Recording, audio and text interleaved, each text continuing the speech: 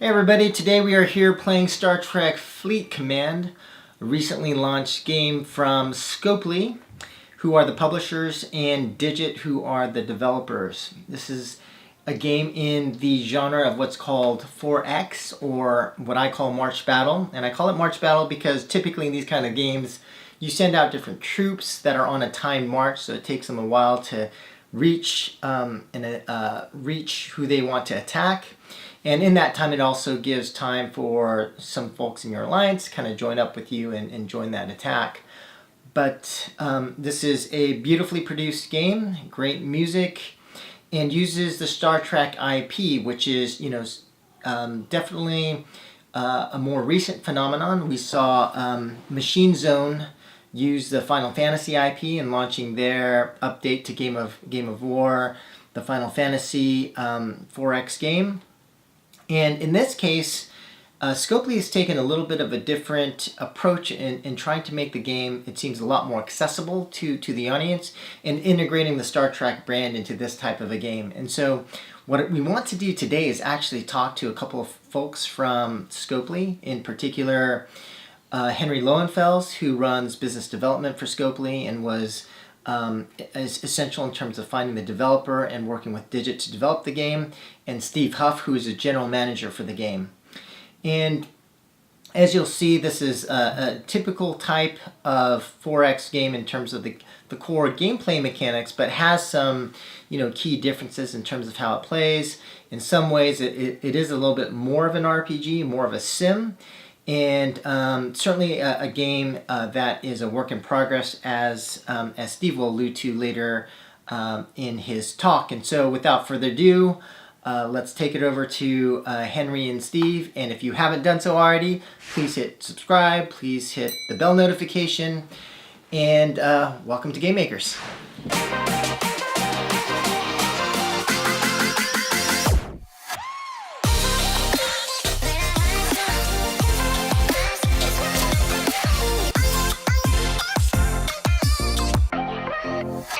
Hey everyone, welcome. We are here at Scopely with Steve and Henry.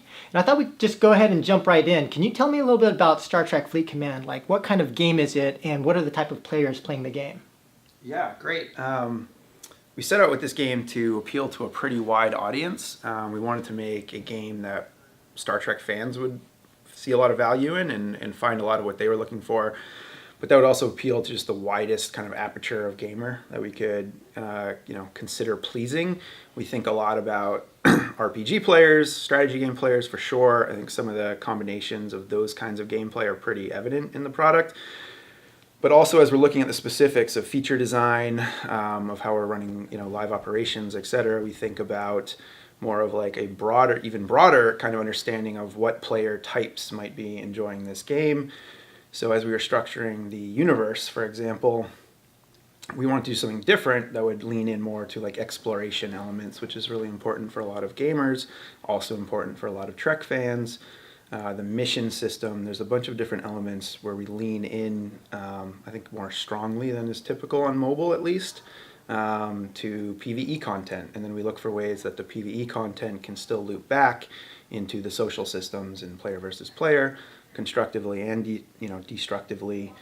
So we try to set a very wide net. We're trying to appeal to strategy game fans, RPG fans, Trek fans. There's obviously some overlap, but they don't have to overlap. We're not just going for that section of the Venn diagram that's right in the middle. Right, and for some of the audience that aren't aware, so Star Trek Fleet Command is a 4X sort of March battle game.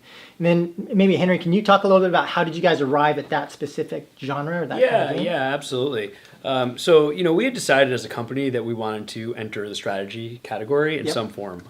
We had, already greenlit some mid-core titles, and we felt that there was an opportunity in strategy and could be an extension of what we were already doing. So as we assessed the market, we at first were thinking we wanted to make what we were considering to be an RTS, something more in the vein of Clash of Clans. That was the big game at the time. Games were starting to come to market in a similar space. And as we looked at the market, we realized, wow, if we look at this other subsection of the genre, what you call March and Battle, 4X, we called it Empire Builder at the time, it felt much more wide open. You had Game of War, which had a lot of users that had come through it, but not all of them had really stuck around, and then you didn't have a lot of players right behind it. So we we felt that there's a real opportunity to go deep in that area of the market. And, as we realized what those games were actually all about, we discovered that they're really more about alliance gameplay, diplomacy, how people are interacting, less so the action. Yeah. So that's how we arrived at Star Trek, the IP. And can you take me back to the origin of the game? Like, how did this idea even come up? Like, who kind of drove it? How did you get, tied in with the developer Digit? If you could just kind of go back to the whole sort of creation process. Sure, yeah. So I think ideation at Scopely is very chicken and egg. What comes first? Developer, IP, concept. It all sort of comes together in real time. Yeah. So, as we were going deep in the strategy genre, my team and I were looking at all the developers in the space, who's interesting, who's got games that are out there that we think are really special, and we uncovered Kings of the Realm, which was a game that at the time Kabam was publishing, and Digit was the developer. And we felt that this was a really interesting approach to the March and Battle genre. They were doing some things that a lot of the other games weren't. It wasn't fully fleshed out in terms of a lot of the real big features that they needed to realize their vision, but the baseline was there, and they had something that was clearly driving towards something bigger. So we really liked what they had. It really jived well with how we were thinking about the aspects of the genre that we wanted to go deep on, as well as the IP. And as we sort of pieced everything together, it just was a really natural fit. I think we met Digit, early 2015 for the first time, and then over the course of the next couple months, we continued the conversations, visited their studio in Dublin, really got to know the leadership team, and felt very strongly that these were the guys who could work together with us very collaboratively. Great. And Steve, you're the GM of the game, right? And could you talk about like the structure of the team, both from the perspective of you guys as a publisher here at Scopely, and then Digit, how many people, who are the types of people, both on the publishing side and then on the Digit side? Sure. Kind of like Henry was saying, we have to work super closely together. We have to have one vision for the product in the game we're trying to make. We have to have excellent lines of communication. We have to reinforce that shared vision over time and make sure, because new people will come onto the teams or sometimes leave the teams. So making sure we know what we're trying to make, and we're constantly looking back to that kind of North Star as we go, as we sometimes pivot and make new decisions, go in different directions, add new things to the experience. Making sure everyone understands big picture what we're trying to build, because everyone who's here trying to build these things is here for a reason. We have a lot of people who worked in other industries, and if you're basically making games, for most people, they want to be games makers as a creative element that people care about, whether you have more of a finance background or a coding background or whatever it may be. And so that's a big unifying force, across the team.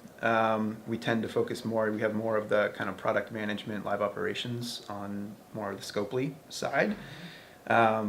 But we're also, and then more of the typical development elements at Digit. But there's a lot of bleeding back and forth. And we work very closely as we're thinking about the specifics of individual features, or what the prioritization of new features that we want to add, when we're evaluating what is the user experience, where do we need to improve. All that kind of stuff is incredibly collaborative. Structurally, things have changed a lot. It also became clear, I think, as the project kind of started to commence and then ramp up, our ambitions were huge. And so in order to support those ambitions, we needed to scale up both teams. And I keep saying both teams, but we really do view it as one team. It's really important philosophically to how we operate and how we're able to be successful. Yeah. And so, what started out, as a 20-person development studio is now 4 times that size. Wow. And then, on our side, it was a handful of people at Scopely for a long time, and then we have scaled up substantially since then, and we're going to continue to do so, because now we know what we have, and we want to continue to invest to make that better, and better as quickly as humanly possible. Great. And what about for the game itself? What's coming next in terms of features or new improvements for the game? So we've been lucky in that, I think a lot of what's making the game resonate so well right now out of the gate are a lot of the innovations. There's a bunch of areas that we tried to be smart about where we innovated, where we leaned in on things that we knew worked, and we've seen work broadly in other games. But things like the free roam combat, where one of our goals that I've played a bunch of other strategy games very deeply myself. one of my frustrations was how rarely I could use my best stuff. And so we wanted to have an experience where if you spend all this time, or in some cases money, trying to get the best officers, the best equipment in our game, the best ship, we wanted our users to be able to use those things, frequently. And it really lends itself to some cool emergent gameplay when you get the Enterprise crew and you get the Enterprise and you put them together. Maybe you just won some awesome, week-long event that helped you, achieve that. You can actually take that thing. Obviously, you can go pick fights with it. You can just fly around in space. Our users do this. They just fly around. They talk. They show off. That kind of like our players being able to show off their mastery and show off their achievement is super important. It goes back to like World of Warcraft players sitting in Orgrimmar, showing off their epic gear and epic mounts. So a lot of that stuff works really well. Is new. Some of that, was in Kings of the Realm as well, which is a really exciting product. And then we built, a lot of the things that we knew were foundational and required at launch, but we also have a massive backlog of awesome stuff that we want to add over time. So some of the near-term roadmap priorities are around building out the social elements. There's a lot of great emergent gameplay that we see our players just creating non-aggression packs, forming their own rules, enforcing their own rules, kind of determining their own interpretations of how they want to interact with the game and the content. We're going to be focused on systematizing that a lot more going forward. The diplomatic stuff that Henry was talking about, which aligns very well with the genre, but also with the IP. We have a feature that we've been advertising in game for those who are familiar, armadas. This is kind of our take on like kind of bigger scale social, heavily player versus player. But in our game, again, we have a bunch of elements of player versus environment. And in our game, the armadas feature, which allows players to come together in bigger groups and attack things together or defend things together, will be applicable not only to kind of player conflict arenas, but also some of the PvE elements of the game, which I think will also be super exciting, and they're obviously like closely connected too. So that's some of the stuff.